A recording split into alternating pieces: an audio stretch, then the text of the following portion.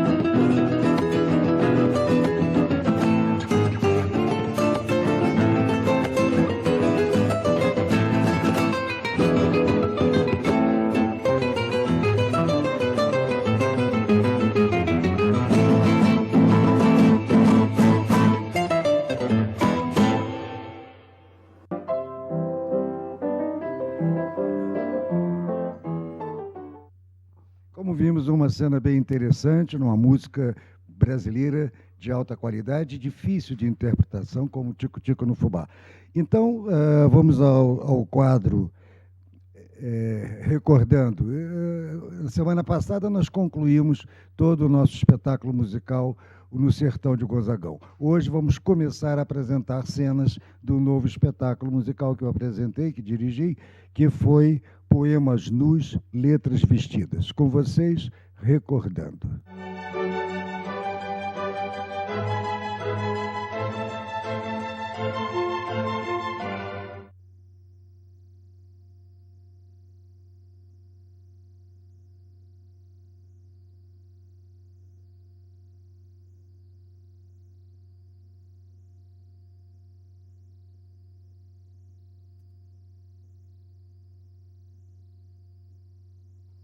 Pode ser no bolso? Pode ser no bolso.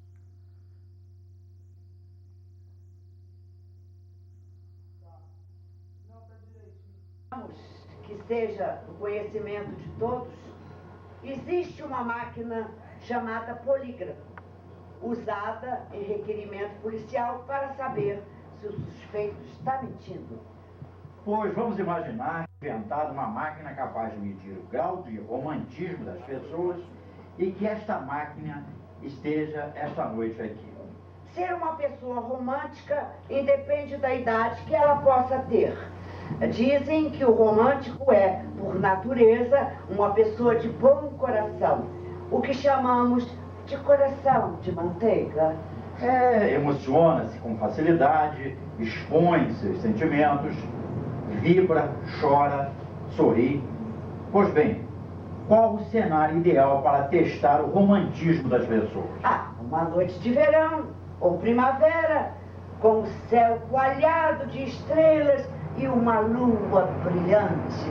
Para completar o cenário, uma seleção do que há de melhor da música popular brasileira, apresentada em poemas nus e letras vestidas, através da declamação, cantoria e acompanhamento musical. É o que agora vocês vão ver e ouvir. Espero que gostem e se emocionem.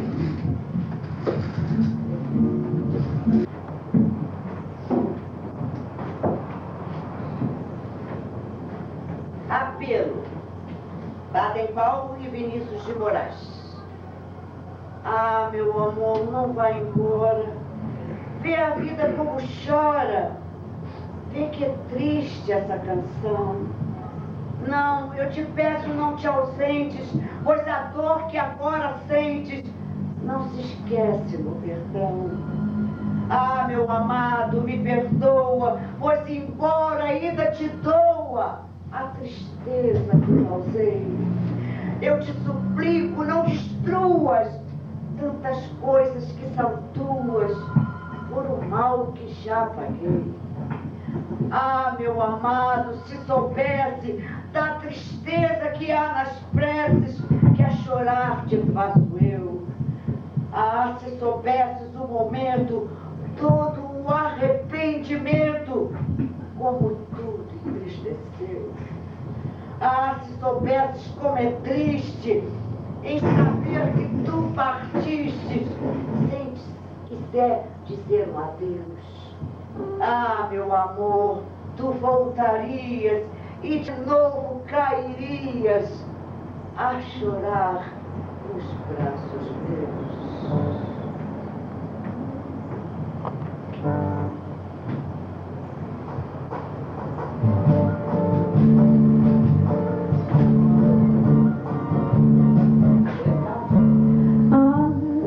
Meu amor, não vai embora. Vê a vida como chora. Vê que triste essa canção. Não, eu te peço, não te ausentes, pois a dor que agora sentes só se esquece com perdão. Meu amado, me perdoa, pois embora ainda te doa a tristeza que causei.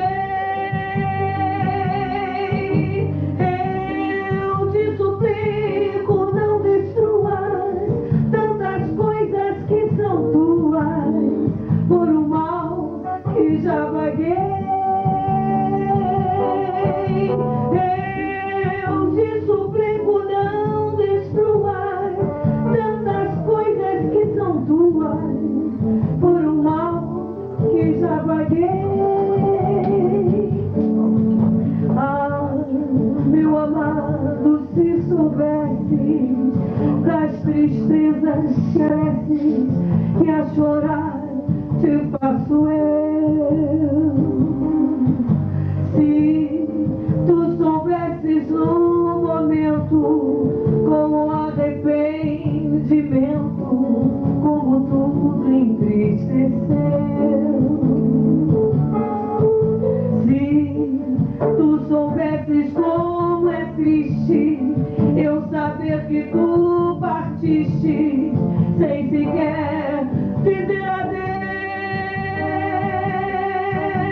Ah, meu amor, tu voltarias e de novo cairias a chorar nos braços meus. Ah, meu amor, tu voltarias e de novo cairias a chorar nos braços meus.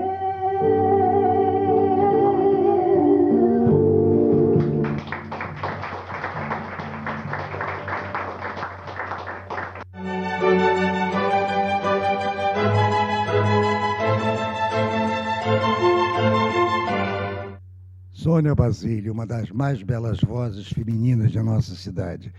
É pena que ela não esteja mais cantando, não queira mais cantar profissionalmente.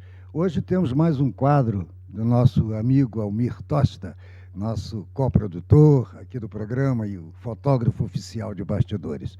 E para enriquecer também o nosso programa, em História do Teatro, vamos convidar um grande amigo. História do Teatro.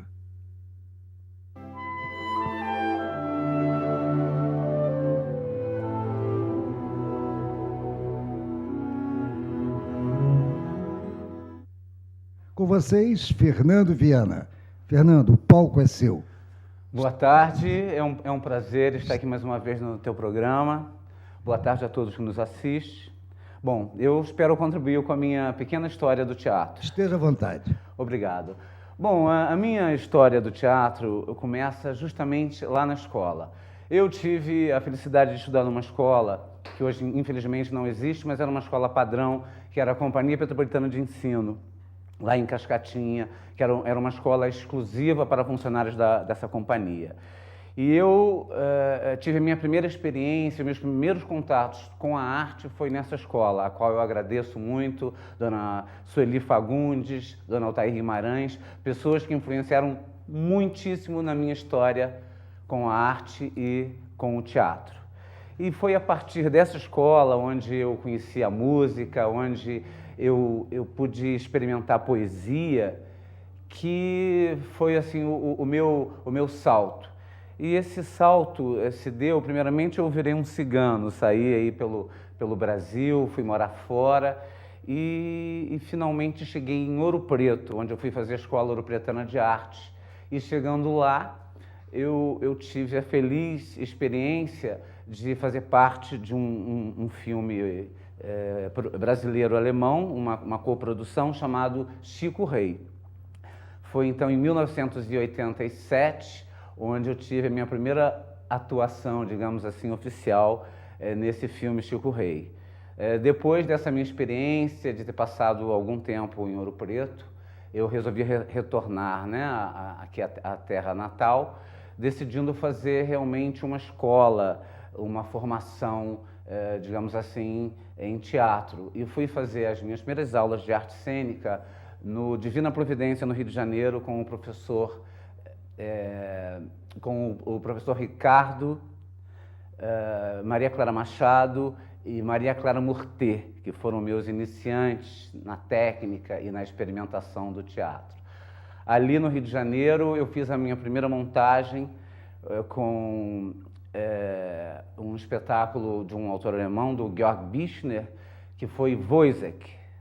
essa foi a minha primeira experiência, meu primeiro público, e que me impulsionou mais ainda para esse universo, porque nessa primeira montagem eu tive a experiência da pesquisa, da toda a construção de cenários, figurinos, e isso ali naquele para mim era um templo, porque nessa primeira montagem nós apresentamos lá no Teatro Tablado.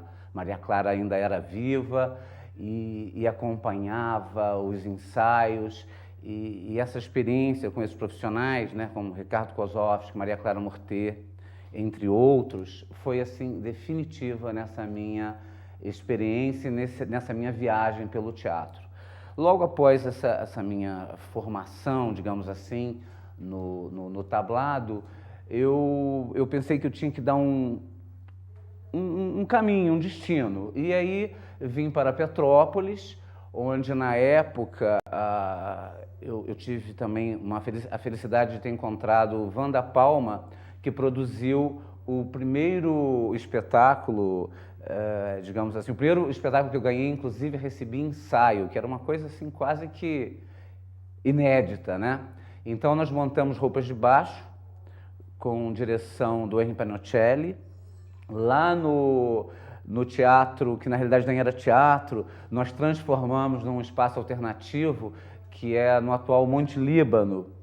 Então foram ali, na minha primeira temporada também aqui em Petrópolis, tive a felicidade de trabalhar no elenco constava Pita Cavalcante, Silvio Costa Filho, entre Jorge Bazano, era uma galera assim jovem e muito afim de construir e de experimentar. Essa experiência foram 2 meses, né? Daí foi quando aconteceu o nosso primeiro encontro com o Silvertoff. Nós havíamos montado com o pessoal aí, né, que também foi uma companhia que nasceu dessa formação e dessas oficinas que foram promovidas e na época patrocinada pelo Banerje. Nessas oficinas nós montamos entre um outro espetáculo que foi Histórias de Lenços e Ventos, de Kaique Boticai, que esteve até aqui recentemente no Festival do Sesc, né, no Festival de Inverno do Sesc, quando foi inclusive um encontro maravilhoso encontrar o nosso querido autor de Histórias de Lenços e Ventos, o Willo Kluck. Desse encontro, nessa montagem com o pessoal aí, nós tivemos também uma temporada, rodamos pelo estado, fizemos assim esses primeiros passos, né, na minha história de temporada, de montagem. E nesse caminho eu acabei por encontrar Silvertoff, numa das apresentações lá no Teatro Afonso Arinos. A Silvia havia recentemente chegado em Petrópolis para morar e foi assistir o espetáculo e ficou encantada, né? E aí surgiu esse convite. E nesse convite, inicialmente, foi quando houve a formação da companhia, do grupo pessoal aí, que montamos com o Silvertoff esse belíssimo espetáculo que foi o Cavalo Transparente. Esse Cavalo Transparente tinha assim, uma galera incrível, que era Marco Aurê, Tony Madalena, Pita Cavalcante, eu, Nilson Tassi, desculpe se eu estou esquecendo alguém, mas era muita gente. Foi um espetáculo assim, com também uma experiência de montagem, porque vivíamos nessa época uma situação das avalanches em Petrópolis, as pessoas desabrigadas, problemas seríssimos de perdas, e não havia espaço. E Silvia, na época, solicitou o saguão do Afonso Arinos, aliás, do Centro de Cultura, ali no primeiro andar, e nós fizemos uma montagem alternativa que foi de uma experiência maravilhosa.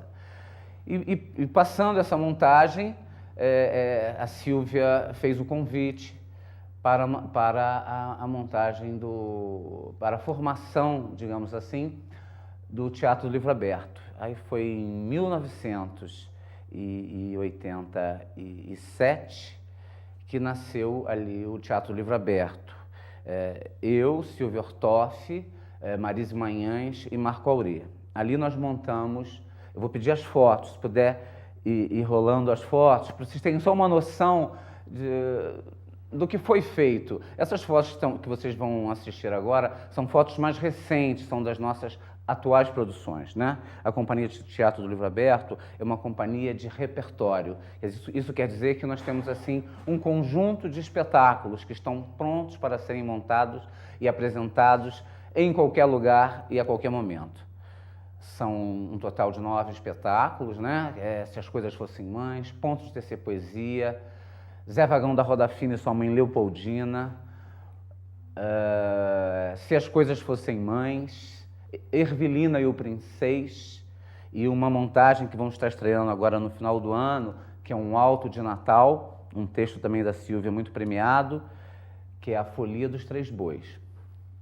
Então vocês estão vendo aí momentos do Zé Vagão da Roda Fina e Sua Mãe Leopoldina, que é um espetáculo que nós tivemos, inclusive, também no Festival de Inverno aqui do Sesc, que muita gente assistiu. Se as Coisas Fossem Mães, que é um outro grande espetáculo da Silvertoff, é um fenômeno, o livro também, que as crianças amam. É um dos livros da Sílvia mais vendidos e mais conhecidos da literatura dela. Enfim, a Companhia do Livro Aberto, né, fará no próximo ano 25 anos. E 25 anos, assim, de muita atuação, de muita presença, e mantendo a proposta inicial da companhia, que foi de ser uma companhia de repertório e de ter como preocupação e como gancho principal a formação de plateia. Não só uma simples formação de plateia, mas uma formação também de leitores. O teatro do Livro Aberto, ele tem como gancho e como proposta não só ser um lazer, uma mera apresentação de espetáculo, mas sim de provocar e também de estimular a leitura, já que todas as nossas montagens, elas têm como gancho um livro. Então, a gente mantém essa proposta, né, no Brasil, que ainda é uma situação ainda bem difícil, o acesso ao livro, o direito ao livro, né? Maior do que a obrigação de ler, mas é o direito ao prazer de ler, que eu acho que é justamente isso que faz a diferença. E aí continuamos assistindo Pontos de Tecer Poesia, essas imagens são de Pontos de Tecer Poesia, na última apresentação agora aqui em Friburgo, também no Festival de Inverno.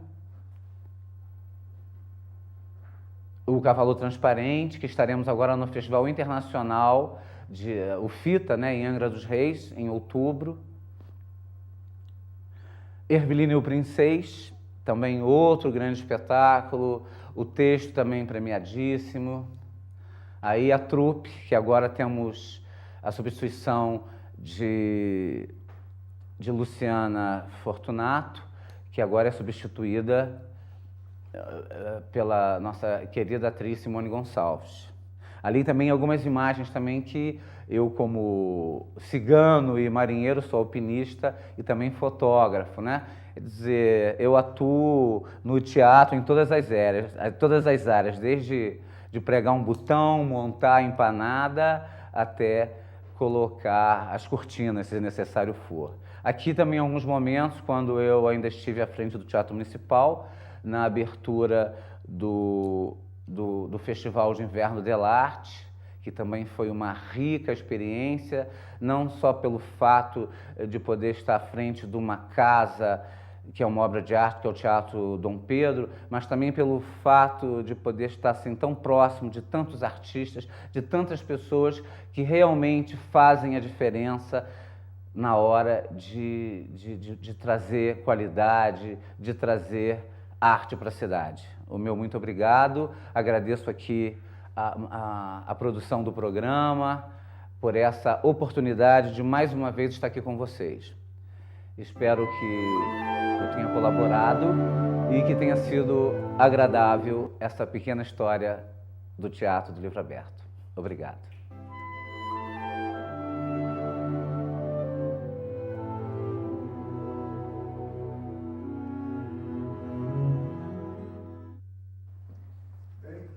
Então vamos para o nosso quadro da Ivone Sol, com a sua agenda cultural.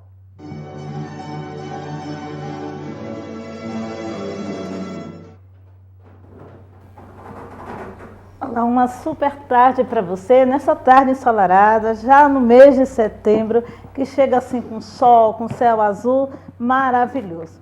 Eu quero começar a nossa agenda de hoje parabenizando a uma pessoa que é muito importante na minha vida, meu parceiro em tudo, também contribui com a produção deste programa, o escritor Almir Tosta. O nome agora é complicado, né, amor? Então, que acaba de receber, né, mais um filho, seu livro A Bahia das Tradições, Mistério, Mitos e Magia, que será lançado aqui em Petrópolis em breve. O livro está lindo, lindo mesmo. Parabéns, estou feliz com você.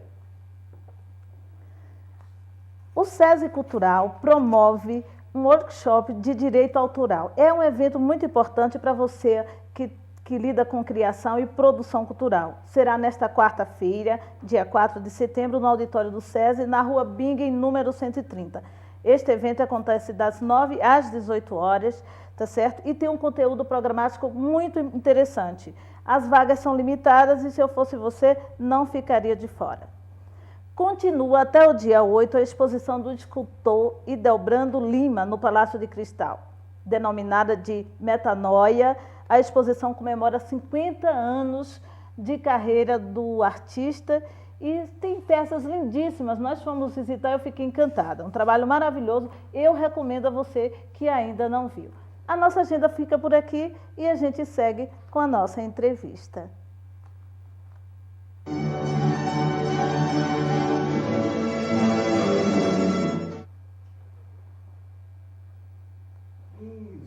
O Ivone Sol Entrevista. Hoje eu tenho o prazer de receber meu grande amigo e colega nas Academias Brasileira de Poesia e Petropolitana de Letras, que é presidente da Academia de Educação, né, de Petrópolis, o meu amigo Ataopa. Com vocês, Ivone Sol Entrevista.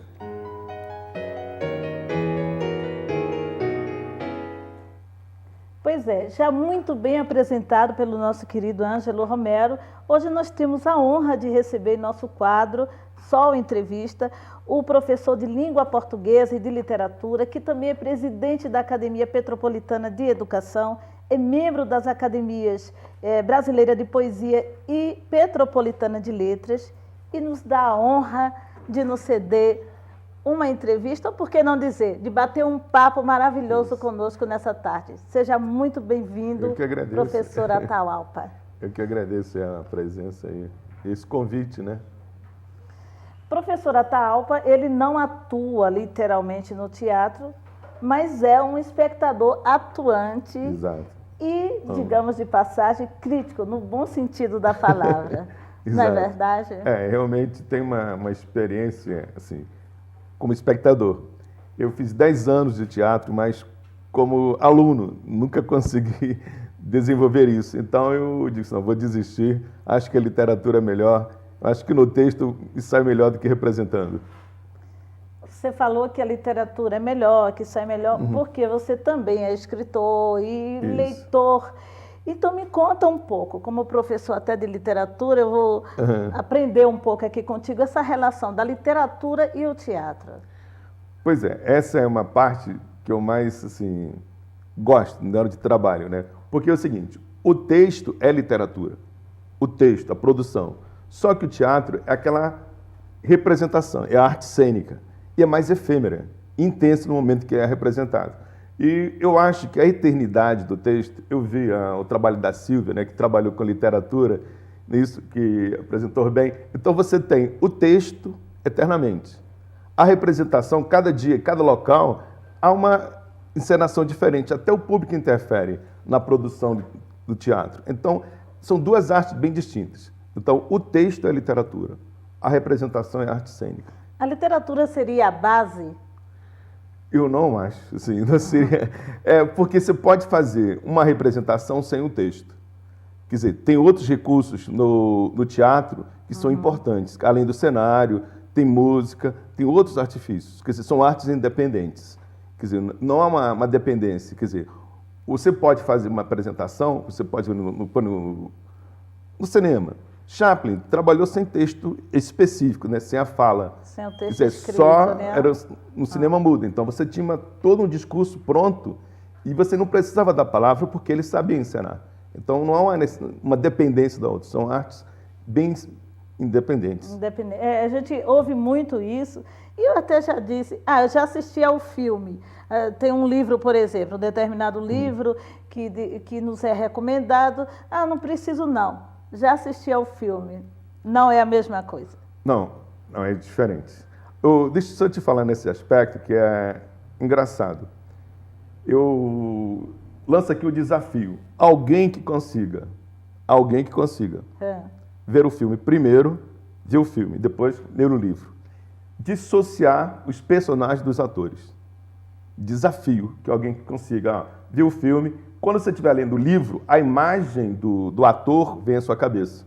Agora, se você fizer diferente, ler o livro, foi ver o filme, dificilmente o personagem que você montou, que você construiu na sua imaginação, ou seja, o que o autor descreveu e que você criou, dificilmente você vai encontrar na tela de cinema. Quer dizer, então são artes diferentes, movem as nossas emoções de maneira bem distintas. Seria por isso, então, que geralmente as pessoas dizem assim, eu li o livro, mas o filme fugiu totalmente. Seria por isso, essa busca daquilo que ele criou e não encontrou no filme? Isso também é muito interessante, porque é o seguinte, o livro tem um espaço descritivo e um espaço na imaginação do leitor que é diferente da imagem. Você não consegue concretizar um fluxo psicológico do personagem. Por mais, digamos assim, talentoso seja o ator, dificilmente ele vai transmitir aquilo que o autor escreveu. E às vezes até você olha o personagem, enriqueceu. Por exemplo, eu acabei de ver o filme da Glória Pires e achei fantástico, mais um trabalho intimista dela. Também achei. Né, que se passou aqui bom. na parte aqui em Petrópolis, né? Ou seja, eu achei belíssimo o trabalho dela. Poxa, você está assistindo ao filme e depois você também está se deliciando com o trabalho da atriz.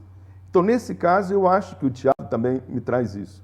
Quer dizer, eu sou, além de leitor, como você falou, né? Eu sou espectador nato do teatro. Crítico, no bom sentido. Muito crítico. Então, eu assisti a peça do Oduvaldo Vianinha, né?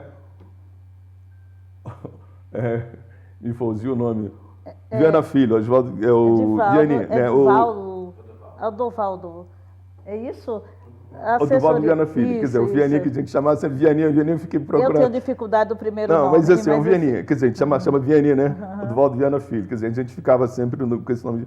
Então, onde tivesse texto dele, eu estava correndo, assim, para ver. Porque dentro de um período que a gente estava vivendo, era que mais representava para a gente o espírito de liberdade.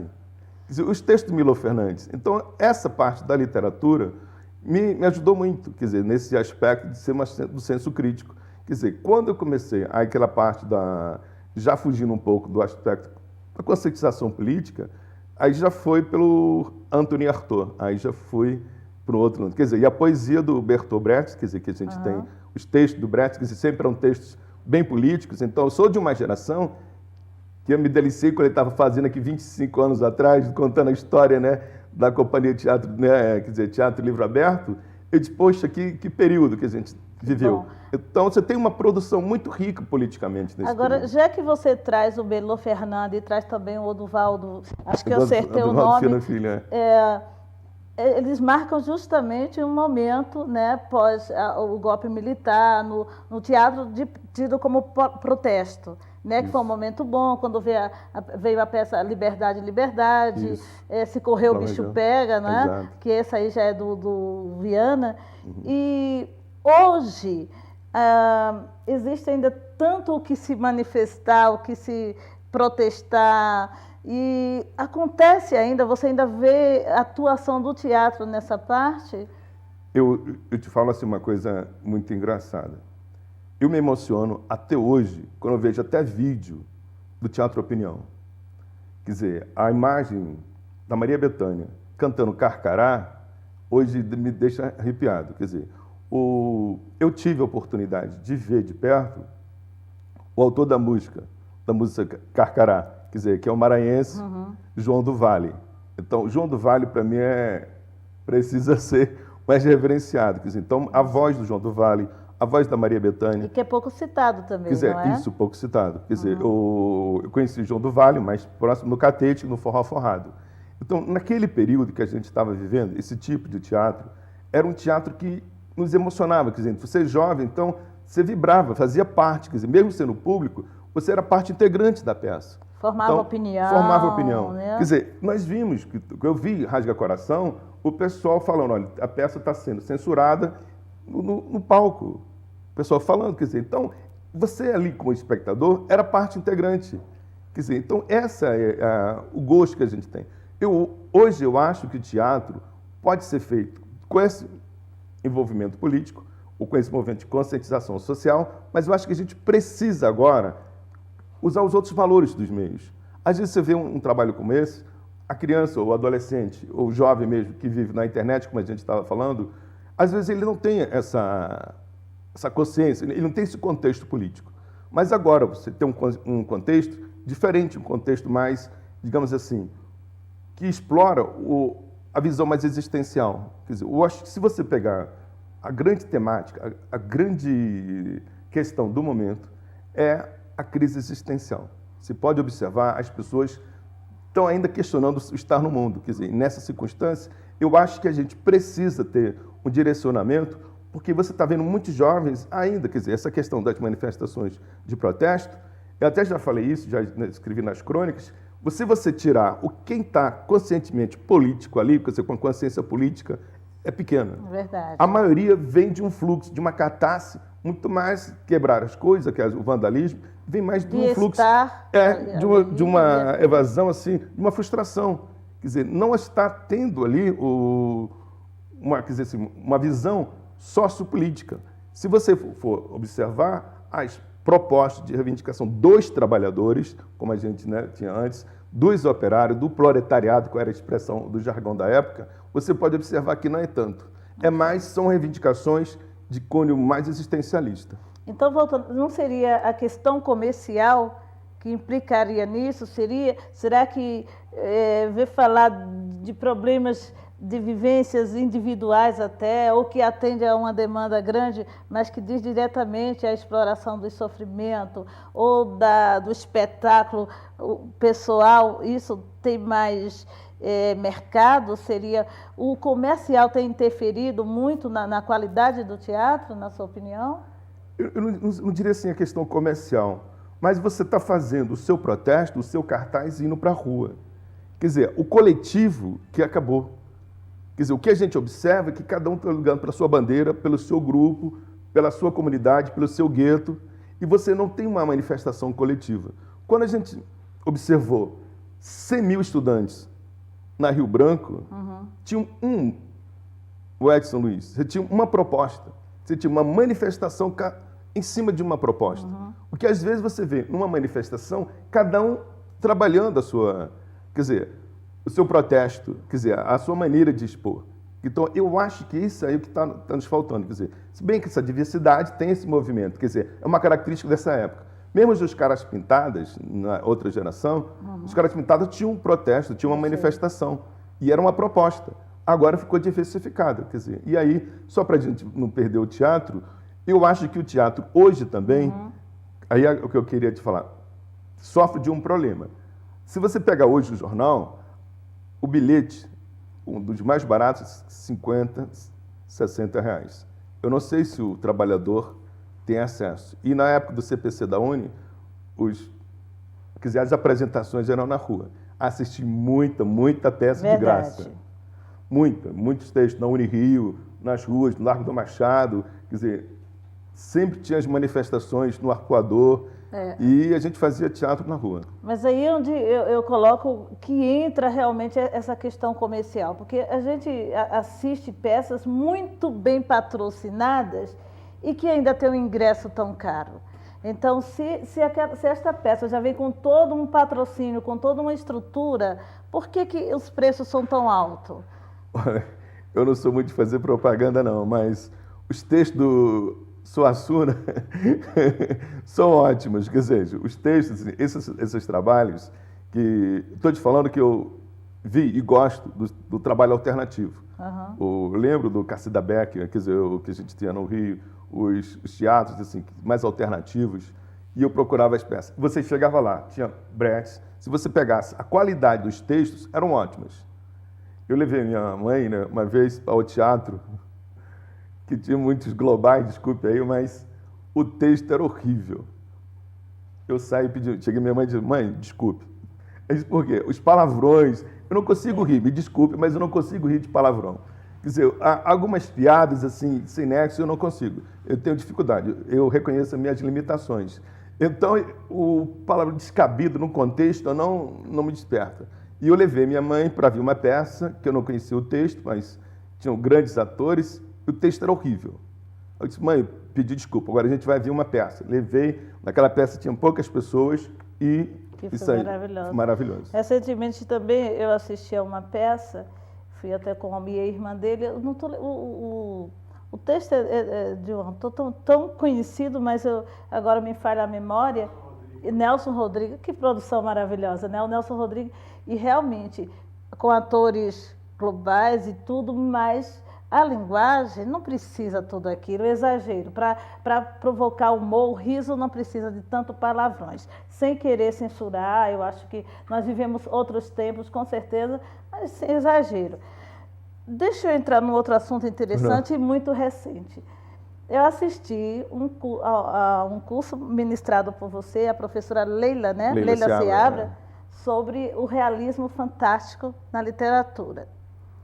Trazendo isso para o teatro, isso está tendo tanta repercussão quanto na literatura? Tem. Eu comecei isso com o Ionesco, era o Teatro do Absurdo. E tive um trabalho, assim, bem jovem ainda, com Geraldo Thomas, que fazia uma opção de apresentações, né, quer dizer, dentro de um realismo fantástico, bem difícil da visão linear que a gente tem no teatro. E eu tinha essa dificuldade das companhias de teatro anteriores, em que às vezes você observava que o teatro era muito mais no discurso, ou seja, muito mais o texto. Depois você observa que tem um teatro muito mais para o corpo. Quer dizer, e às vezes você encontra um teatro que não está nem no discurso nem no corpo. O teatro é o todo. Quer dizer, e nesse caso do realismo fantástico, quer dizer, eu sempre gostei do trabalho que ele cresce nesse aspecto. Quer dizer, você observa que sai da postura linear. E o mundo infantil, aí por isso que eu gosto do trabalho, trabalho infantil, a criança vive. Quer dizer, e esse realismo que você tem no teatro infantil, a imaginação cresce, a criança vai junto. Quer dizer, aí você tem um trabalho que eu acho que tem a criatividade. Não é a questão só da verossimilhança, da coerência, da visão tão realista. Eu acho que o teatro acrescenta nesse aspecto. E aí eu acho também um dado muito engraçado.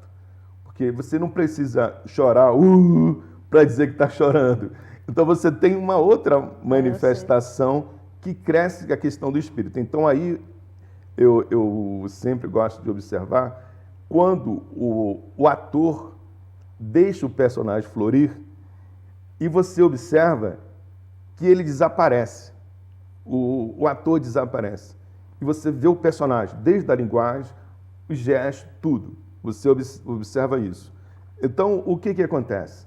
Essa parte que eu acho que a literatura serve, claro, como texto, mas a criatividade, quer dizer, o conteúdo do ator, o trabalho que ele faz, as oficinas. Por isso que eu acho que teatro não é só texto.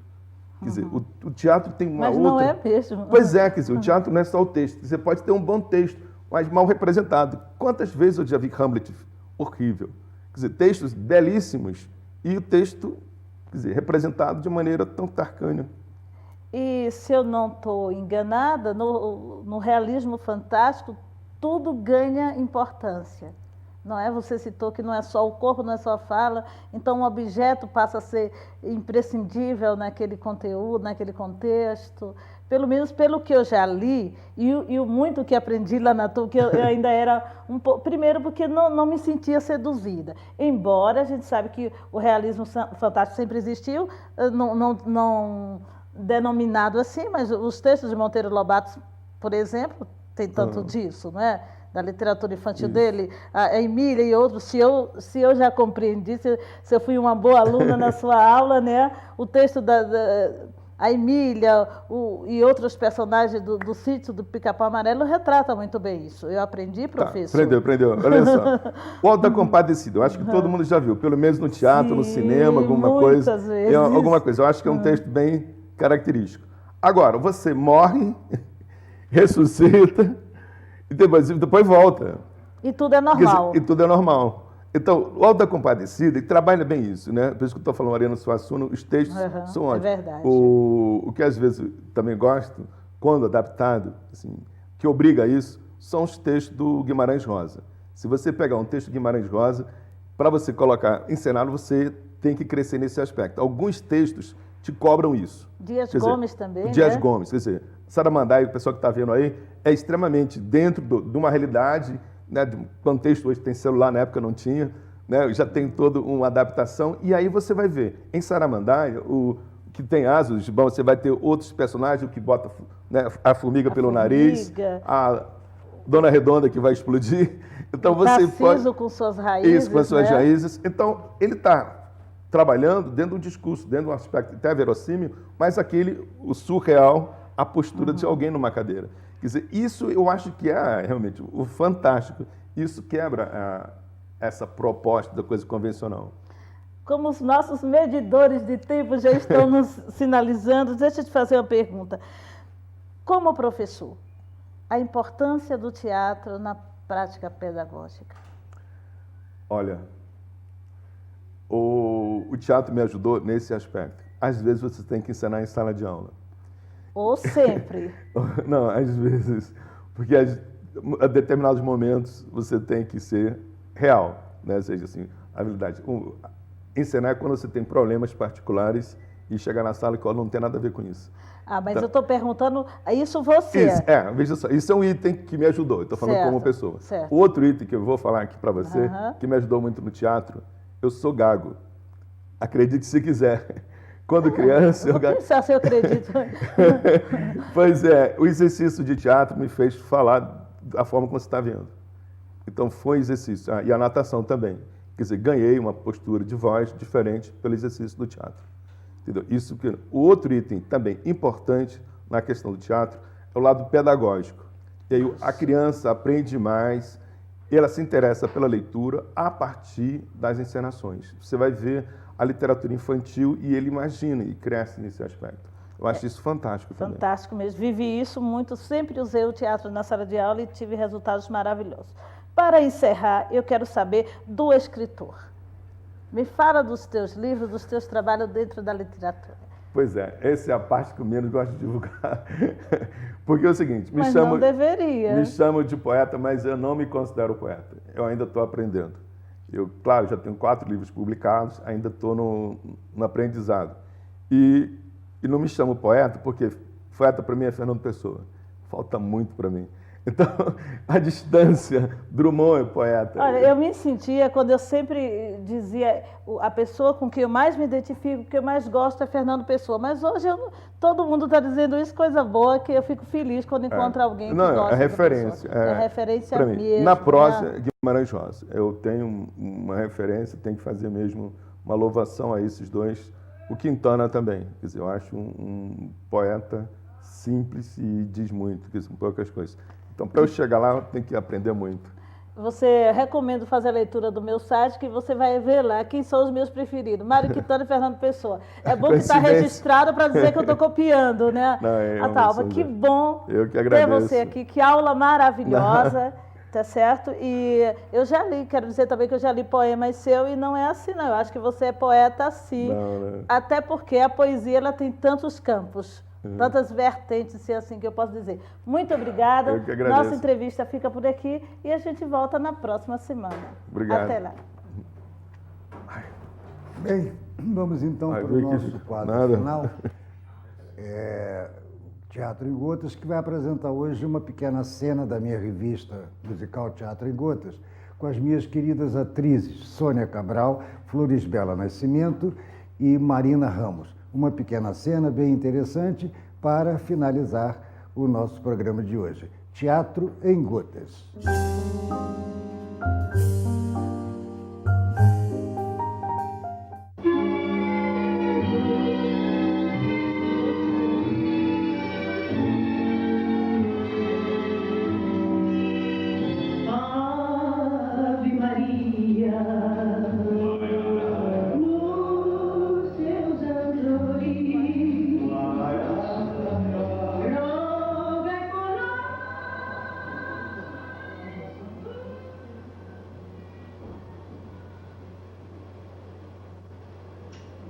bem. Eu estou admirando você rezar o texto. Diz isso como me visto rezar pela primeira vez. Você está cansada de saber que eu não esqueço de rezar meu texto todos os dias, 6 horas da tarde. Não sabe? Eu sei, não é novidade para mim. Porém, o importante não é rezar, minha amiga, é rezar com fé. E é com muita fé que eu sempre rezo. Acredito, Então, por que admiração? porque me pareceu que hoje você está rezando com mais fé do que de costume. Impressão, minha filha, impressão. Pode ser, mas por sentir uma certa diferença, eu senti. Ah, Juraci, você emprestaria seu texto? meu texto? Para que você quer o meu texto? Para que serve um texto? Pra gente rezar. E é isso que eu quero. Mas você não é religiosa. Eu sou mais religiosa do que você. Mais do que eu? Duvido. Você é apenas católica. Eu sou protestante, espírita e macumbeira. Macumbeira? Sai pra lá. O budismo foi a mais recente religião que eu adotei. Estudei também um pouco de judaísmo, mas desisti. Desistiu por quê? Achei mais complicado. Queria me converter ao judaísmo, mas nem sequer tem descendência judaica. Não precisa de descendência, mas ajuda. Mas agora que eu completei a leitura da Bíblia, resolvi voltar para a lição.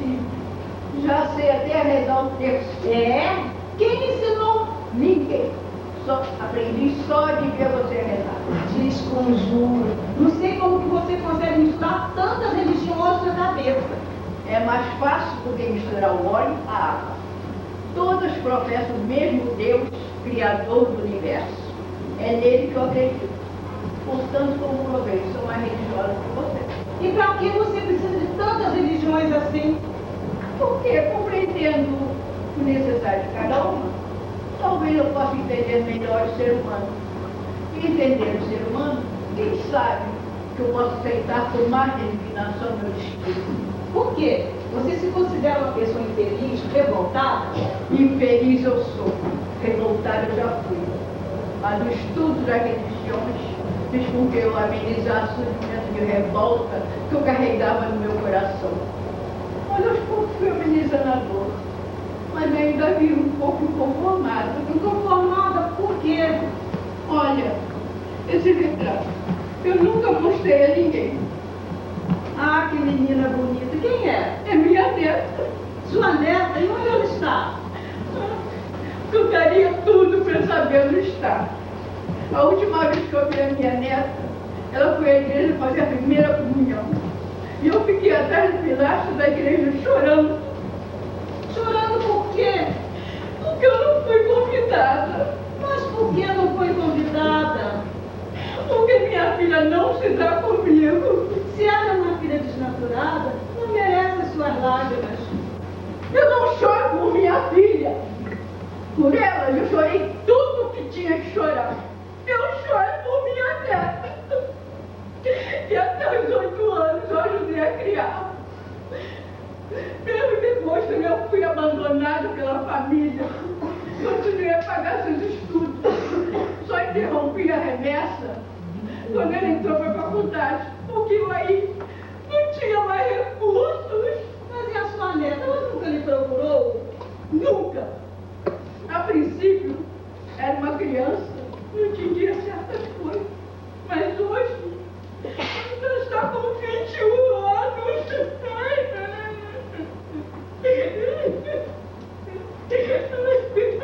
Estou querendo dormir, não consigo. O que está acontecendo, Juraci? A senhora não vai acreditar, madame. Imagine a senhora que a Juraci tem Uma merda no cisto do olho que eu não consigo tirar.